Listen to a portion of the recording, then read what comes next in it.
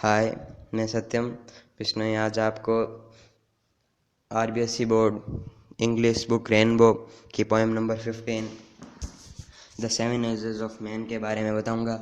हम इसका line to line और स्टेंजा का मीनिंग देखते चलेंगे और जो आपको हार्ड मीनिंग्स लगेंगे मैं उनका मतलब आपको बताते हुए चलूँगा। पहले हम इसके पोइट के बारे में देख लेते हैं। इसके पोइट है विलियम शेक्सपियर। तो विलियम शेक्सपियर के बारे में हम जान लेते हैं थोड़ा बहुत। उनका जन्म 1564 के अंदर हुआ था और वो एक इंग्लिश पोइट है। और इनकी खास बात यह है कि मॉडर्न लैंग्वेज के अंदर लिखते हैं, मतलब मॉडर्न ज़माने के बारे में जितनी भी बातें हैं वैसा लिखते हैं। और इनकी बातें एकदम ऐसे फैक्ट्स जैसी है कि हाँ ये बातें बोल रहे हैं वो सही है। और इन्होंने जो भी इस चैप्टर के अंदर लिखा है ऐसा हमारे भारत के अंदर तो प्राय कम देखने को मिलता है सेवन एजेस जैसी, पर इससे मिलती जुलती होती है। पर इंग्लैंड में लगभग ऐसी ही होती है सेवन एजेस और यूरोप के अंदर। तो ये ऐसी पोइम है जो यूरोप से इन्फ्लुएंस है। तो हम इसके बारे में देखते हैं। फर्स्ट स्टेंजा के अंदर पोइट कह रहे हैं, all the world's a stage and all the men and women merely players. यहाँ पर कवि क्या कह रहे हैं कि पूरा संसार एक मंच के जैसा है, मतलब एक स्टेज है। और मेयरली प्लेयर्स मतलब जैसे कि नाटककार हो गए जो अपना अपना भाग निभाते हैं। मेयरली का मतलब होता है केवल, और प्लेयर्स का मतलब जैसे नाटक करने वाले, यहाँ पर नाटक करने वालों से लिया गया है। तो जो भी सारे मनुष्य है, चाहे वो आदमी हो या महिला हो, वो सारे के सारे इसके अंदर केवल प्लेयर्स है, मतलब नाटककार है। They have their exits and their entrances, and one man in his time plays many parts.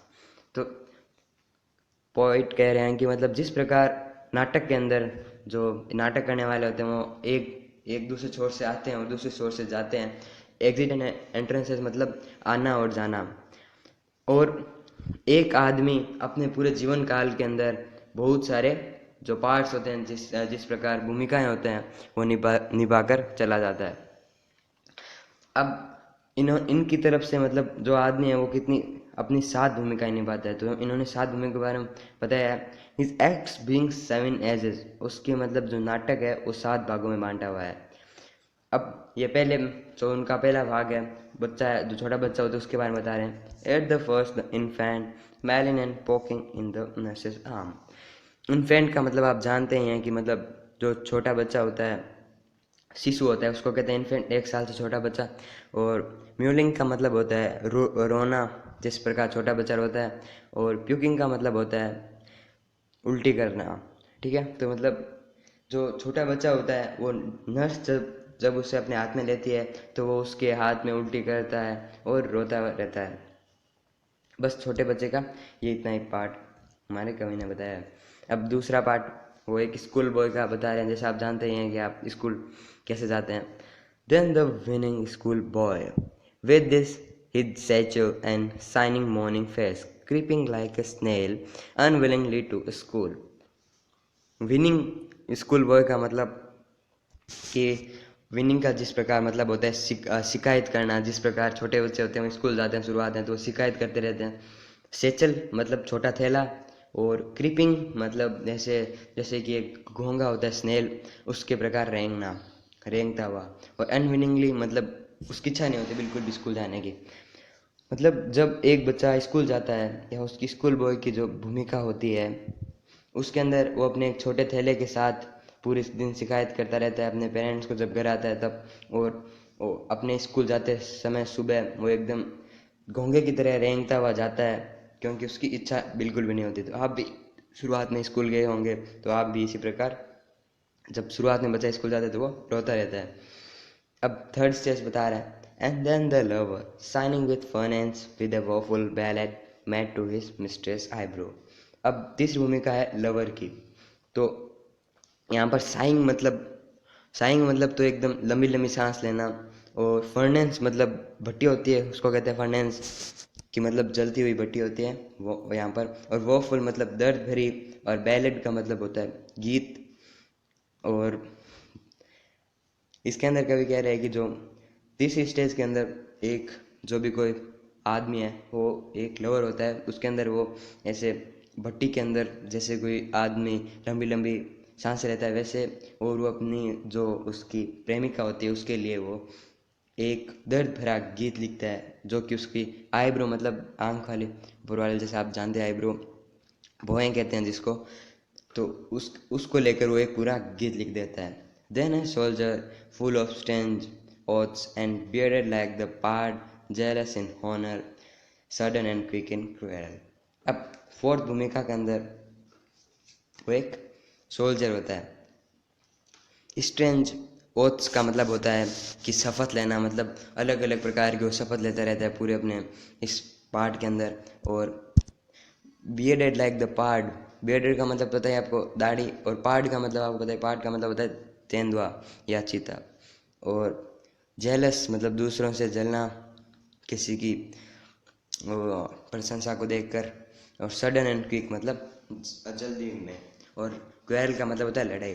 तो चौथे भाग के अंदर वो एक सोल्जर या सिपाही होता है जो अलग अलग प्रकार के संकल्प लेता रहता है, और एक तेंदुए की तरह अपनी दाढ़ी के अंदर वो दूसरों से जलता है, दूसरों के ऑनर को देखकर।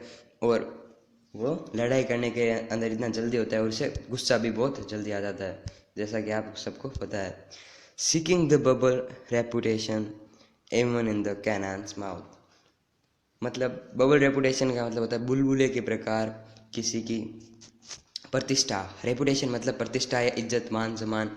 और कैनन्स माउथ मतलब कैनन का मतलब होता है कि एक जो आप जैसे राजा महाराजा जो पहले यूज लेते थे, तोप का कैनन माउथ मतलब तोप का मुंह। तो वो अपने ऐसी रेपुटेशन मतलब ऐसी इज्जत, जो एक बबल मतलब जो एक बुलबुला होता है उसके समान खोखली प्रतिष्ठा के लिए वो जो तोप होता है उसके अंदर भी अपना मुंह देकर अपनी इज्जत बढ़ाने के लिए वो अपने तोप के अंदर भी मुंह रख सकता है। And then the justice in fair round belly with good capon line with eyes severe and beard of formal cut. पांचवे के अंदर वो एक जज बन जाता है, जस्टिस मतलब न्याय करने वाला न्यायाधीश बन जाता है। फेयर राउंड बेली मतलब उसके फेयर राउंड बेली का मतलब होता है गोल मटोल पेट। और कैपोन का मतलब होता है नर चूजा, जिस प्रकार अंग्रेज होते हैं वो मांस खाते हैं। कैपोन मतलब नर चूजा। आइज सीवर मतलब उसकी आंखें डरावनी हो जाती है। और फॉर्मल का मतलब औपचारिक होता ही है। और कट मतलब वो डिज़ाइन है एक प्रकार की। तो पांचवे के अंदर वो एक जज बन जाता है, न्यायाधीश बन जाता है, जिसके एक गोल मटोल पेट होता है जिसके अंदर नर चूजे भर रखे होते हैं, मतलब नर चूजों का मांस भर रखा होता है। और उसकी आंखें एकदम कठोर बन जाती है और उसका जो दाढ़ी है वो औपचारिक रूप में डिज़ाइन ले लेती है। Full of wise saws and modern instance, and so he plays his part। मतलब वाइस सास का मतलब कहावतें हैं, लकोक्तियाँ बोलना। और मॉडर्न इंस्टेंसेस मतलब अभी जो वर्तमान के अंदर जैसे कि नवीनतम बातें करना, नवीनतम उदाहरण देना। और मतलब इसके अंदर जो जज होता है, जो जस्टिस वाला रोल होता है फिफ्थ, उसके अंदर वो एकदम बड़ी बड़ी लकोक्तियाँ बोलता है और बड़ों वाली बातें करता है, बड़े बड़े उदाहरण देता है ताकि दूसरे उससे इम्प्रेस हो जाए और वो मतलब एक न्यायाधीश के रूप में वो अपना सम्मान पा लेता है। The sixth age shift into the lean and slippered pantaloon with spectacles on nose and pouch on side. अब यहाँ पर कवि छठे एज के बारे में बता रहा है।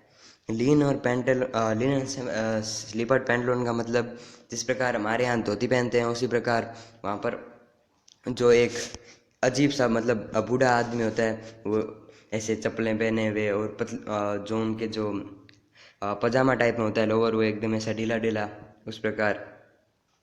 और स्पेक्टेकल्स का मतलब चश्मा होता ही है। और पाउच का मतलब यहाँ पर चमड़ी से है, मतलब उसकी जो एक चमड़ी चर्बी बोल सकते हैं वो लटकती रहती है उस प्रकार। छठे एज के अंदर आदमी मतलब अब उसके अंदर ज़्यादा ताकत नहीं रहती तो वो पतला दुबला हो जाता है और अपने स्लीपर्स मतलब चप्पलों के अंदर और पैंटलून मतलब ढीला पजामा के अंदर वो घूमता रहता है। और अब उसके नाक पर चश्मा भी आ जाता है और उसके शरीर के आस पास चमड़ी लटकती रहती है। अब आगे कह रहे हैं his youthful hose well saved a world too wide for his shrunk shank and his manly voice turning again toward childish treble pipes and whistles in his sounds। यहाँ पर मतलब अ, अब वो वापस से अपने जो जो शौक होता है अपने पहले वाले का उसको याद करता है। यहाँ पर कवि कह रहे हैं कि मतलब यूथफुल होश मतलब जवानी की जो उसकी जो जुराबें थी, वो होश का मतलब ऐसे घुटने तक की जुराबें होती हैं। और श्रृंग सैंग का मतलब कि जो सिकुड़ी हुई टांगे, और उसकी जो आवाज़ होती है वो मेनली वॉइस।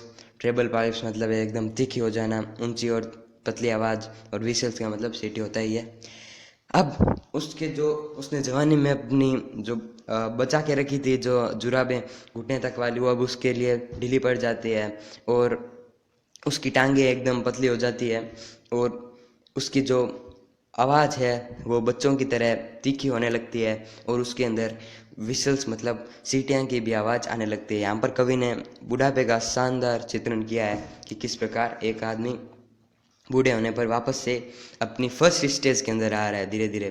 अब देखो पूरा वो लास्ट सीन के अंदर फर्स्ट स्टेज के अंदर आ जाएगा। मतलब जिस प्रकार वो चाइल्डहुड के अंदर पूरा का पूरा डिपेंडेंट था अपने मतलब जो उसके आसपास के लोग थे, माता पिता, और वैसे ही अब वापस लास्ट सीन के अंदर वो बच्चे वाले जैसे बच्चे के जैसे दूसरों पर डिपेंडेंट हो जाएगा। Last scene of all that ends this strange eventful history. In second, childishness and mere oblivion, sense teeth, sense eyes, and sense everything। मतलब जो उसका जो लास्ट अब अंत आने वाला है वो वाला यहाँ पर बता रहे हैं। और इवेंटफुल मतलब घटनाओं से परिपूर्ण जो उसकी अब जो जीवन काल था वो। चाइल्डिशनेस मतलब बचपना। ओब्लिवन मतलब विस्मृतियाँ मतलब पहले वाली बातें याद आना। और सेंस मतलब बिना होता है वैसे तो। अब लास्ट सीन के अंदर जैसे उसका अंत पास में आने वाला होता है तो उसको अपनी जो सारी जितनी भी घटनाएं से परिपूर्ण उसका जीवन काल था वो अब समाप्त होने वाला है। और वो अपनी दोबारा मतलब दूसरे बचपन के अंदर प्रवेश कर जाता है और अपनी विस्मृतियों में खोया रहता है। इसके अंदर sans teeth, sans eyes, sans taste, sans everything मतलब वो उसके अंदर ना उसके अब दांत रहते हैं, ना उसकी आंखें सही से काम कर सकती है, ना उसकी जीभ सही से काम कर सकती है, ना वो सही से चल सकता है। इसलिए कवि ने ये लाइन यहाँ पर यूज़ ली है। तो थैंक्स फॉर सपोर्टिंग। अब मैं अब आपके लिए अगला चैप्टर लेके आऊँगा।